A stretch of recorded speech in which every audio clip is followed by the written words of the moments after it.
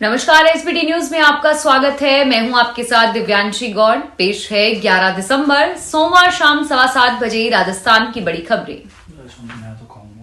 राजस्थान में मुख्यमंत्री के चयन को लेकर चल रही उठापटक कल यानी 12 दिसंबर को थम जाएगी। भाजपा ने सभी विधायकों को मंगलवार को सुबह 10:30 बजे बुलाया है। इस बैठक में शामिल होने के लिए ऑब्जर्वर राजनाथ सिंह मंगलवार को सुबह आएंगे और वहीं सरोज पांडे और विनोद तावड़े आज रात तक जयपुर पहुंच जाएंगे। सूत्रों के मुताबिक भाजपा कार्यालय में सुबह 11 बजे विधायक दल की बैठक शुरू होगी और पहले विधायकों से 1-to-1 बातचीत हो सकती है। लंच के बाद औपचारिक रूप से सीएम के नाम का ऐलान भी हो सकता है।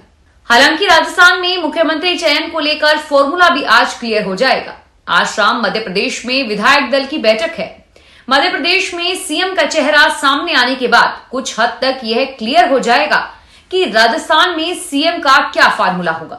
वरिष्ठ विधायक कालीचरण सराफ, प्रताप सिंह सिंघवी, बाबू सिंह राठौड़, जसवंत यादव, पूर्व विधायक अशोक परनामी, राजपाल सिंह शेखावत और प्रहलाद गुंजल पूर्व मुख्यमंत्री वसुंधरा राजे के बंगले पर सोमवार को भी पहुंचे। प्रधानमंत्री नरेंद्र मोदी ने सोमवार को जम्मू कश्मीर को विशेष दर्जा देने वाले अनुच्छेद 370 को निरस्त करने संबंधी उच्चतम न्यायालय के फैसले की सराहना की है। उन्होंने कहा कि यह फैसला एक मजबूत और अधिक एकजुट भारत के निर्माण की आशा की किरण है। प्रधानमंत्री की यह टिप्पणी भारत के मुख्य न्यायाधीश DY चंद्रचूड़ की अध्यक्षता वाली 5 न्यायाधीशों की संविधान पीठ द्वारा सर्वसम्मति से उस संवैधानिक आदेश को वैध ठहराए जाने के बाद आई, जिसने भारतीय संविधान के अनुच्छेद 370 को निरस्त कर दिया और इसे जम्मू कश्मीर का विशेष दर्जा निष्प्रभावी हो गया। मोदी ने एक्स पर कहा कि आज का फैसला सिर्फ एक कानूनी फैसला नहीं है, बल्कि यह आशा की किरण होने के साथ ही उज्जवल भविष्य का वादा है तथा एक मजबूत और अधिक एकजुट भारत के निर्माण के हमारे सामूहिक संकल्प का भी प्रमाण है। भीलवाड़ा के गंगापुर के आमली गांव में बस स्टैंड पर लगी SBI बैंक की ATM मशीन को अज्ञात लुटेरे उखाड़ कर ले गए। 4 लुटेरे बोलेरो कार से आए, जिन्होंने बस स्टैंड पर लगी ATM मशीन को उखाड़ा और बोलेरो में डालकर अपने साथ ले गए। लुटेरों ने ATM के बाहर व अंदर लगे कैमरों को भी तोड़कर इस वारदात को अंजाम दिया। सूचना पर गंगा पुलिस मौके पर पहुंची और जांच शुरू की। वारदात की खबर गांव में फैली तो लोगों की भीड़ मौके पर जमा हो गई। बैंक के अधिकारियों को मौके पर बुलाया गया और मशीन में लगभग 15 लाख रुपए होने की संभावना जताई गई है। वास्तविक राशि का आंकलन बैंक कर्मियों द्वारा रिकॉर्ड देखकर किया जाएगा। राजस्थान में सर्दी तेज होने लगी है। जयपुर, जोधपुर, कोटा, चूरू समेत कई शहरों का मिनिमम तापमान 1 से 2 डिग्री सेल्सियस तक नीचे आ गया है। इन शहरों में आज सीजन का सबसे कम तापमान दर्ज हुआ। हिल स्टेशन माउंट आबू में फिर से तापमान गिरकर 0 पर चला गया।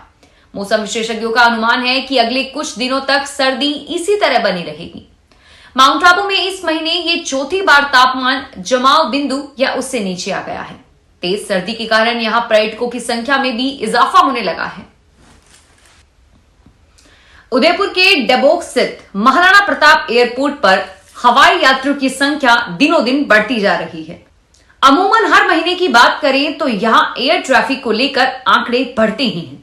सबसे खास बात यह है कि नव वर्ष के पहले 3 महीने में सर्वाधिक यात्री हवाई यात्रा करते हैं।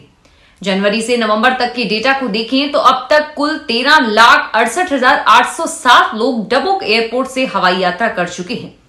इस अवधि में कुल 11,729 एयरक्राफ्ट का यहां मूवमेंट रहा है।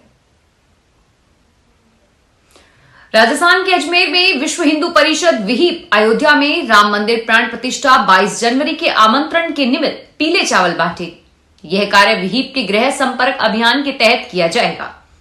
विश्व हिंदू परिषद चित्तौड़ प्रांत के सहमंत्री शशि प्रकाश इंदौरिया ने बताया कि अयोध्या से आए पीले चावल का वितरण विहिप कार्यकर्ता 1 से 10 जनवरी के मध्य करेंगे। नई नीतियों के तहत अंतर्राष्ट्रीय या छात्रों को अंग्रेजी परीक्षाओं में उच्च रेटिंग प्राप्त करने की आवश्यकता होगी। कनाडा के बाद अब ऑस्ट्रेलिया भी वीजा नियमों को कड़ा करने जा रहा है। ऑस्ट्रेलिया जाने की सोच रहे भारतीय व खासकर पंजाबियों के लिए यह फैसला मुश्किलों वाला है। ऑस्ट्रेलिया सरकार ने सोमवार को कहा है कि वे अंतर्राष्ट्रीय छात्रों और लो स्किल वर्कर्स के लिए वीजा नियमों को कड़ा कर देंगे, जिससे अगले 2 सालों में प्रवासियों की संख्या आधी हो जाएगी, क्योंकि सरकार टूटी हुई माइग्रेशन प्रणाली को दुरुस्त करने पर विचार कर रही है। नई नीतियों के तहत अंतर्राष्ट्रीय छात्रों को अंग्रेजी परीक्षाओं में उच्च रेटिंग प्राप्त करने की आवश्यकता होगी और एक छात्र के दूसरे वीजा आवेदन पर अधिक जांच होगी, जो उनके प्रवास को लंबा खींच देगा। छत्तीसगढ़ में मुख्यमंत्री चुने जाने के बाद अब सरकार बनाने की कवायद शुरू हो गई है। CM Vishnudeo Sai, 2 deputy CM समेत 10 मंत्री शपथ ले सकते हैं। नई सरकार के शपथ ग्रहण की तैयारियां शुरू हो गई है। रायपुर के साइंस कॉलेज मैदान में 13 दिसंबर को कार्यक्रम होगा। इसमें पीएम नरेंद्र मोदी, गृह मंत्री अमित शाह, जेपी नड्डा सहित अन्य कई राज्यों के सीएम और अन्य नेता भी शामिल हो सकते हैं। राजस्थान के जयपुर में पिछले 15 दिन से अधिक समय से वंदे भारत ट्रेन का एक रैक डेहर का बालाजी रेलवे स्टेशन पर खड़ा हुआ है, लेकिन रेलवे प्रशासन इस वंदे भारत ट्रेन को संचालित करने के लिए अभी रूट नहीं ढूंढ पा रहा। ट्रेन को अहमदाबाद या इंदौर रूट पर चलाए जाने की योजना है, लेकिन अभी कुछ भी फाइनल नहीं हो सका है। रेलवे का इन दिनों देश भर में नई वंदे भारत ट्रेनें शुरू करने पर जोर है। एक तरफ नई वंदे भारत चलाकर नए रूट्स को जोड़ा जा रहा है और दूसरी तरफ पुरानी वंदे भारत को ही एक्सटेंशन देकर नए रूट को जोड़ा जा रहा है। लेकिन पिछले 15 दिन से जयपुर आया वंदे भारत का रैक डेहर का बालाजी स्टेशन पर खड़ा हुआ है। इस ट्रेन को जयपुर से साबरमती या इंदौर के लिए चलाना प्रस्तावित है। हालांकि अभी इसकी कोई भी आधिकारिक घोषणा नहीं की गई है।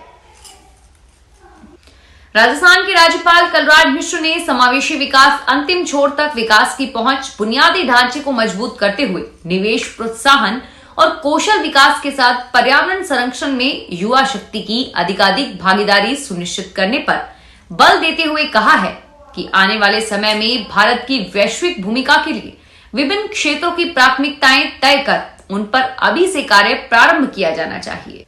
मिश्र ने सोमवार को राजभवन में विकसित भारत 2047 में सहभागिता की समूह चर्चा और वॉइस ऑफ यूथ कार्यशाला में संबोधित करते हुए यह बात कही।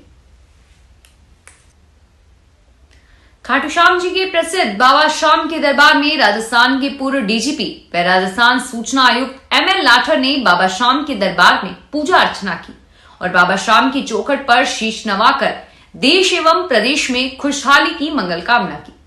इससे पहले रिंगस डीवाईएसपी महावीर सिंह व थानाधिकारी सुभाष चंद्र यादव ने अगवानी करते हुए बाबा श्याम के दर्शन करे। इस दौरान श्री श्याम मंदिर कमेटी के पदाधिकारियों ने श्री श्याम जी का दुपट्टा उड़ाकर उनका स्वागत व सम्मान किया। किशनगढ़ ब्लॉक की सरकारी स्कूलों में पूर्व प्राथमिक से 8वीं कक्षा तक पढ़ने वाले सभी नामांकित बच्चों को राजस्थान स्कूल शिक्षा परिषद द्वारा निःशुल्क यूनिफॉर्म के बाद सिलाई की राशि जन आधार के तहत मिलेगी। यूनिफॉर्म में बच्चों के लिए पैंट, निकर, शर्ट और लड़कियों के लिए सलवार कुर्ता, स्कर्ट और चुन्नी होगी।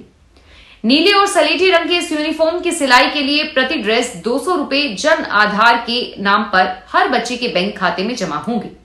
स्वामी विवेकानंद मॉडल स्कूल में यूनिफॉर्म अलग होने के कारण 6ठी से 8वीं कक्षा तक के बच्चों को उनके खातों में 651 रुपए डीबीटी करवाए जाएंगे। राजस्थान में नई सरकार के गठन के साथ ही आने वाली सरकार को तुरंत एक नई समस्या का सामना करना पड़ सकता है। राज्य में बिजली वितरण कंपनियों ने बिजली के दाम बढ़ाने की तैयारी कर दी है और जिससे नई सरकार के लिए आते ही नई परेशानी खड़ी हो सकती है। माना जा रहा है कि बिजली के दामों में लगभग 20% तक बढ़ोतरी की जा सकती है। राज्य में नई सरकार के गठन के साथ ही बिजली कंपनियां दामों में वृद्धि कर सकती है और इसके लिए सरकारी बिजली वितरण कंपनियों ने रेट बढ़ाने की तैयारी शुरू कर दी है। जयपुर, अजमेर और जोधपुर डिस्कॉम द्वारा विद्युत विनियामक आयोग में ट्रैफिक याचिका लगाई जा रही है, जिसमें बिजली के दामों में 20% तक की वृद्धि की मांग की जा सकती है। राजस्थान का सीएम कौन होगा, यह गुत्थी अभी तक नहीं सुलझ पाई है, मगर विधायकों ने मंत्री बनने के लिए दौड़ शुरू कर दी है। कोई संघ से संपर्क साध रहा है तो कोई वरिष्ठ नेताओं को फोन करके दावेदारी मजबूत कर रहा है। आलाकमान के नजदीकी नेताओं को भी दिल्ली फोन लगाया जा रहा है ताकि मंत्री पद मिल जाए।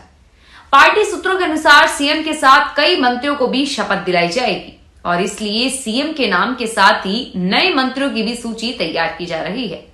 विधायकों को इसकी भनक लगते ही उन्होंने लॉबिंग शुरू कर दी है।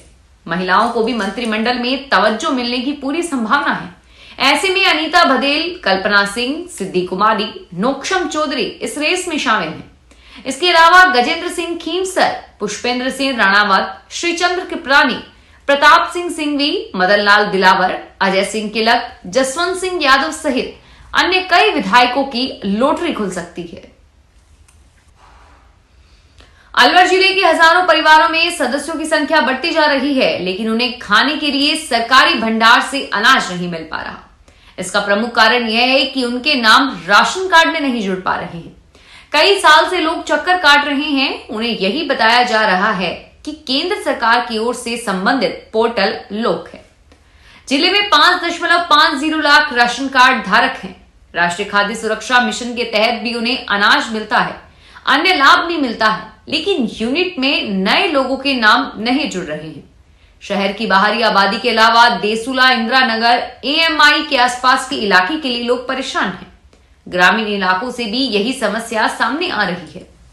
फिलहाल इस बुलेटिन में इतना ही और फिर हाजिर होंगे तमाम बड़ी खबरों के साथ।